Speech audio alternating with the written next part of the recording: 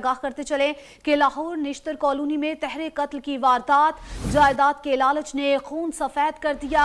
भाई ने फायरिंग करके मां, भाई और भाभी को कत्ल कर दिया। पुलिस ने लाशें तहवील में लेकर कार्रवाई का आगाज कर दिया। इसी हवाले से मजीद तफसीलात जानते हैं क्राइम रिपोर्टर मलिक मुश्ताक से। जी बताइएगा, क्या तफसीलात हैं आपके पास?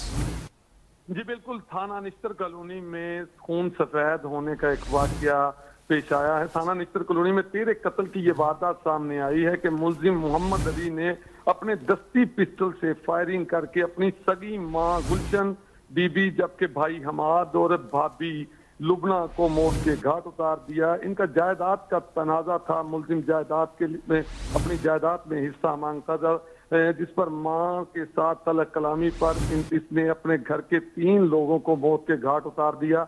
वारदात के बाद मुलजिम मोहम्मद अली फौरी तौर पर मौके से फरार होने में कामयाब हो गया, जबकि मालूम होने पर पुलिस की बड़ी नफरी मौके पर पहुंच गई और शवाहिद इकट्ठे करना शुरू कर दिए।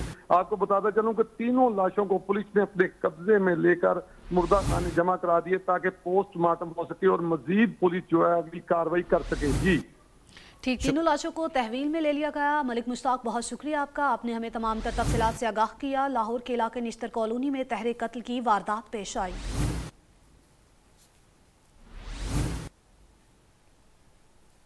न्यूज़ स्टूडियो से फिल वक्त इतना ही। आप देखते रहिए 7 न्यूज़ HD।